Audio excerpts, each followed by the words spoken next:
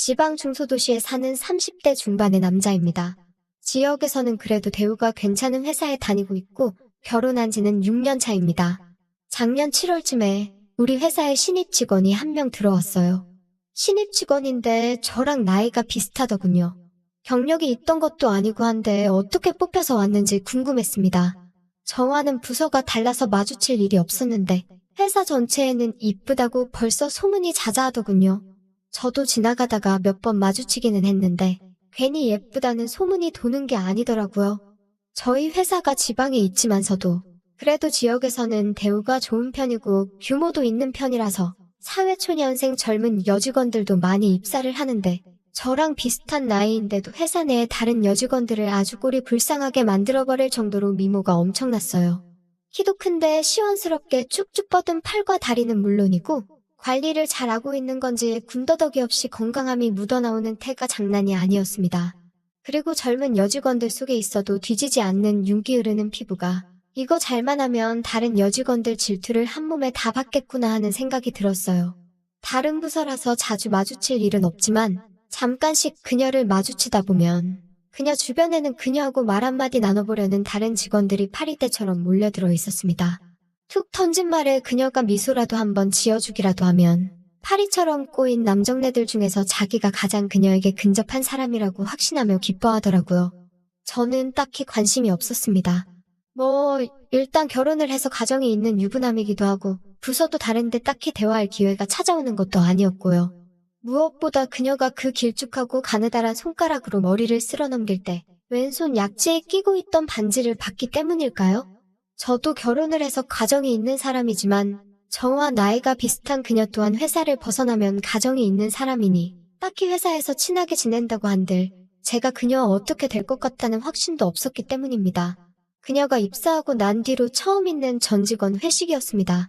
그녀의 양옆 자리와 맞은편 자리, 그렇게 회사 직원 중에 단 3명만이 그녀의 근처에 앉을 수 있는 기회를 얻게 되었습니다. 몇몇 짬이 좀 되는 직원들은 강제로 후배 직원들이 그녀 근처에는 앉을 생각을 하지도 말라면서 으름장을 놓더군요. 저는 저러는 노력이 다 뭔가 싶었어요. 에너지도 넘쳐나는구나. 그 힘을 회사를 위해 쏟으면 연말에 보너스라도 한 푼 더 나오지 않겠나 싶었네요. 저는 그녀와 영 인연이 없을 거라 생각했는데 오히려 그 회식 날에 저는 처음으로 그녀와 대화를 나누게 되었습니다. 회식하는 동안은 애초에 그녀 옆에 앉을 생각도 없었으니 멀찌감치 떨어져서 앉았습니다. 다른 사람들도 다들 공감하실 텐데 딱히 그 상대방을 의식하지 않았는데도 두리번거리다가 가끔 그 상대방과 서로 동시에 눈이 마주치는 경우가 있지 않나요? 그렇게 그녀와 자꾸 우연찮게 서로 눈이 몇 번 마주친 것 말고는 별다른 일이 없었습니다. 그런데 몇 번 그녀와 자꾸 눈을 마주치게 되니 그러지 않으려고 해도 자꾸만 의식을 하게 되더라고요.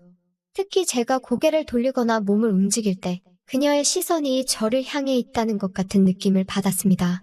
그냥 기우겠거니 했는데 회식이 끝나고 나서였습니다. 저는 빨리 집에 가고 싶었기 때문에 적당히 직장 상사들이 택시를 잡고 돌아간 틈을 타서 저도 몰래 빠져나와 택시를 잡았습니다. 슬쩍 택시를 타려고 하는데 난데없이 그녀가 저한테 다가와서는 제가 같은 방향에 사는 것 같다고 하면서 택시비도 아낄 겸 해서 같이 타고 가자고 하더라고요. 그녀 주변에 그녀와 같이 택시를 타고 싶어 하던 다른 직원들이 무리를 지어 있었고 그 중에는 제 선배도 있어서 조금 부담스러웠는데 그녀는 아랑곳하지 않고 저를 먼저 택시 안으로 밀어넣고는 따라 타더라고요. 눈치가 보이기는 했는데 이미 차는 출발했고 그러다 보니 택시를 타게 된 김에 그냥 돌아가는 택시 안에서 이런저런 이야기를 나누게 되었습니다. 나이는 저랑 동갑이었고 결혼한 지도 저랑 똑같이 6년 차더군요. 아이는 없다고 하는데 저도 어쩌다 보니 아직 아이가 없는 상황이어서 공감대가 많이 형성이 되었습니다. 그녀는 원래 서울에 있는 회사에 취직을 준비하던 취준생이었는데 현재 남편을 만나 결혼하면서 취직은 포기하게 되었다고 하더라고요. 그리고 전업주부의 삶을 살고 있었는데 아이도 태어나지 않았는데 집에만 있으니까 정말 힘들었다고 하네요. 그렇게 오랜 결혼 생활 끝에 취직을 하게 된 거고 그게 우리 회사였던 겁니다. 경력이 하나도 없으니 그 나이에도 신입으로 들어오게 되었던 거고요. 말씀드렸다시피 그녀에게는 관심도 없었고 그래서 작업을 걸지도 않았습니다. 그냥 그렇게 주거니 받거니 평범한 대화만 오고 갔어요. 그래도 옆에 앉아있는 그녀는 정말 아름답기는 하더라고요. 특히 향수 냄새랑 섞인 술 냄새가 그녀의 근처에서 풍겨오는데 오히려 그 분위기가 그녀를 한층 더 매력적이게 보이게 하는 것 같았습니다. 예전 외국 서양 영화에 나오는 약간 접근하기 힘들 정도로 아름다운 미모의 여배우 같은 느낌이 났네요. 그녀가 집에 가는 방향은 정말로 저랑 비슷했고 저희 집이 더 먼저 나오길래 그날은 아쉽게도 아무 일도 없이 그대로 끝나버리게 되었습니다. 그래도 대화도 주거니 받거니 하고 한 택시를 타고 갔다고 해서 그런가 그녀와 그냥저냥 친해졌다는 느낌이 들었어요. 그래서 그 뒤로는 회사에서 마주치면 인사 정도는 하는 사이가 되었습니다. 그런데 몰랐는데 그녀가 눈웃음을 치는 게 장난이 아니더라고요. 그 눈웃음 하나를 보려고 다른 남직원들도 그녀한테 그렇게 들이대고 있는가 싶었습니다. 살짝 목례로 인사를 하면 그녀는 눈을 찡긋하면서 인사를 받아주는데 왜 저렇게 인기가 많은가 단번에 이해가 되는 순간이었습니다. 아무튼 그냥저냥 그녀와는 별다른 사건 사고 없이 그렇게 회사에서 시간만 흘러갔어요. 그러다가 얼마 전 제가 회사에서 서울로 출장을 가야 할 일이 생기게 된 거죠. 출장이라면 다들 좋아하기는 하는데 회사에서 딱 하나 서울 출장만큼은 다들 기피하는 출장이었어요. 일정 자체가 힘들지 않기도 한데 왜들 그렇게 싫어했냐면 거기에는 이유가 따로 있습니다. 일단 서울 출장이 근거리 출장에 해당하기 때문에 교통비가 따로 안 나오고 회사차를 끌고 다녀와야 합니다. 거기에 거래처가 서울 구석구석에 있기 때문에 정말 하루 종일 운전만 하다가 그날 퇴근해야 하는 출장인 거지요. 이미 고속도로를 운전해서 가는 것부터가 피곤한데 서울에 도착해서도 서울 한 바퀴를 돌아야 하는 일정이 남아있고 그 일정이 끝나면 회사차를 가지고 다시 회사에 들어와서 보고서를 마무리 짓고 퇴근을 해야 했습니다. 따지고 보면 거의 야근이 필수가 되는 출장인 거죠. 그래서 다른 사람들은 서울 출장이 걸리면 울상이 되고는 합니다. 그런데 이번에는 제가 서울 출장을 가게 되었네요. 그래도 회사에서 머문 짬밥이 있어서 그런가 꼼수기는 하지만 이 출장을 빠르게 끝내는 방법이 따로 있기는 했습니다. 그건 바로 보조로 한 명을 더 데리고 출장을 나가서 한 명은 차를 끌고 다니면서 업무를 보고 다른 한 명은 서울의 대중교통을 이용해서 출장 업무를 둘이서 나눠서 하면 그나마 일은 시간에 끝나게 되는 방법이었어요. 그래서 짬밥을 믿고 부장님한테 가서 보조 한 명만 껴달라고 졸랐습니다.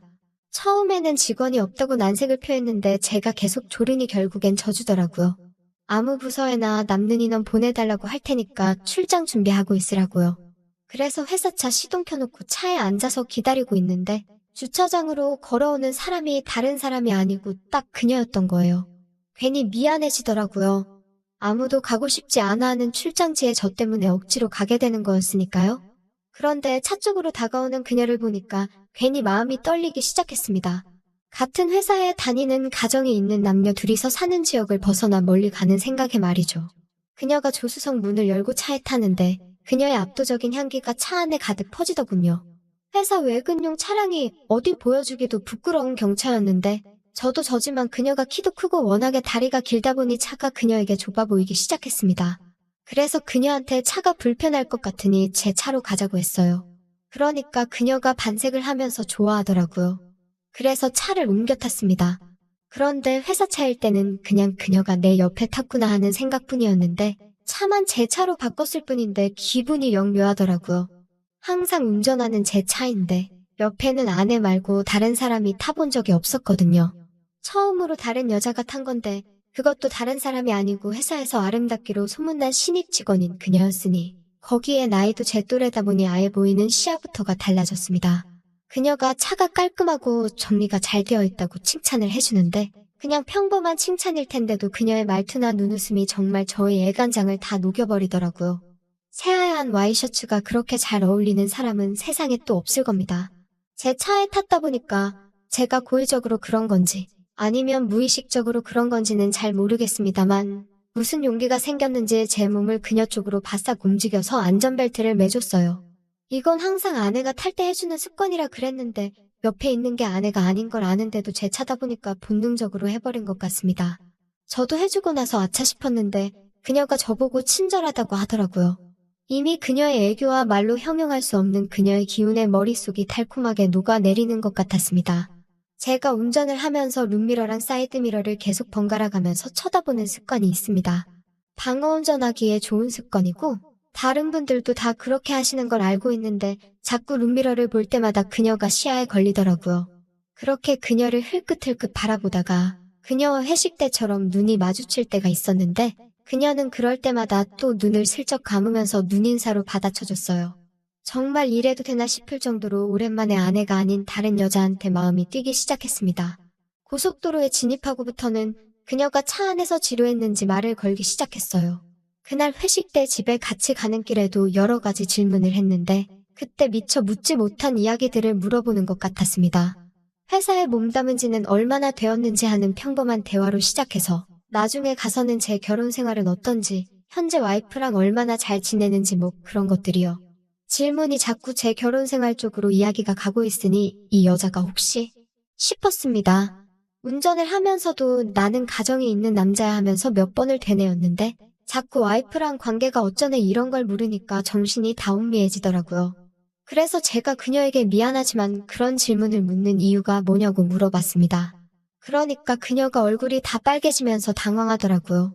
그러면서 하는 말이 자기도 저랑 똑같이 결혼한 지 6년 차가 되다 보니까 다른 부부들은 어떻게 지내는지 궁금해서 물어봤다고 하더라고요.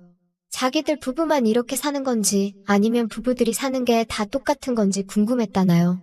어떤 게 궁금하냐고 물었더니 지금은 자기들은 부부가 아니라 가족이나 룸메이트나 마찬가지인 상황이라는 겁니다. 그게 무슨 말이냐 했더니 연애하던 시절만큼 그렇게 불붙는 일이 전혀 없다고 하는 거예요. 어쩌다가 가끔도 아니고 전혀 없다고요.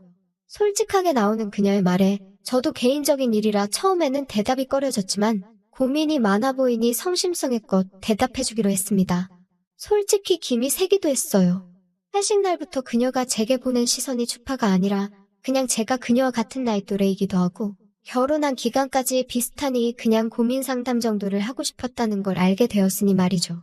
저는 그걸 혹시 제가 그녀에게 관심이 없었던 게 아름다운 그녀의 자존심을 건드려서 그녀가 저를 어떻게 무너뜨려 보고 싶었는가 하고 오해를 했거든요. 그런데 대화를 나누면 나눌수록 그녀의 대화의 수위가 점점 올라가기 시작하는 겁니다. 그때부터는 상담 같은 내용이 아니라 거의 제 취향에 관한 질문이나 자기 취향에 관한 이야기를 했어요. 묶어놓고 해봤느냐, 눈을 가리고 해봤느냐, 뭐 대답하기 난감한 것들만 잔뜩이요. 처음에는 저도 당황하면서 대답을 하다가 자꾸 그녀가 대화를 그런 쪽으로 몰고 가길래 대화의 주제가 조금 그렇지 않느냐고 한마디를 했더니 저보고 그런 거 싫어하냐고 물어보는 겁니다. 그녀의 눈은 당황한 듯한 기색이 느껴졌는데 입은 웃고 있었고 밑니로 아랫입술을 꽉 깨물고선 살짝 미소를 짓고 있는 것처럼 보였어요. 그러니까 저도 모르게 그 상황에 몰입이 되더라고요. 남자 직원들끼리 회식 때 노래방을 가도 아니면 영업 나갔다가 괜히 접대하는데 끌려갔을 때도 이렇게 떨린 적이 없었는데 그때는 정말 눈앞에 도로만 보이지 본능에 몸을 맡겨버려서 어떻게 서울까지 올라갔는지 잘 기억도 안 나는 지경이었습니다. 잠깐 서울을 진입하기 직전에 정체가 심해서 차가 기어가듯 멈춰 있었는데 곁눈질로 그녀를 한 번 더 쳐다봤는데 그녀는 아예 몸을 제 쪽으로 틀은 채로 대놓고 저를 보고 있었어요. 제가 너무 격양되어 있었어서 그런지 저도 모르게 수미역하고 넘어가 버리면서 그녀를 쳐다본 걸 들켜버린 거예요. 그러자 그녀가 작게 웃으면서 제 어깨를 어루만지더라고요. 별것 아닌 상황 같았지만 그때부터는 이제 머릿속에는 온통 그녀의 생각밖에 들지 않았습니다. 서울에 도착하고 나서는 아무래도 일을 시작해야 되니 예정된 대로 그녀와 찢어지기로 했어요. 이 더운 날씨에 그녀 혼자 대중교통을 태워보내고 저 혼자 차를 타려니 미안한데 그녀는 괜찮다고 걱정 말라고 하더라고요. 그녀가 지하철을 타러 가는 걸 보자마자 저는 화장실로 달려가서 제정신을 차리려고 찬물로 세수를 했습니다.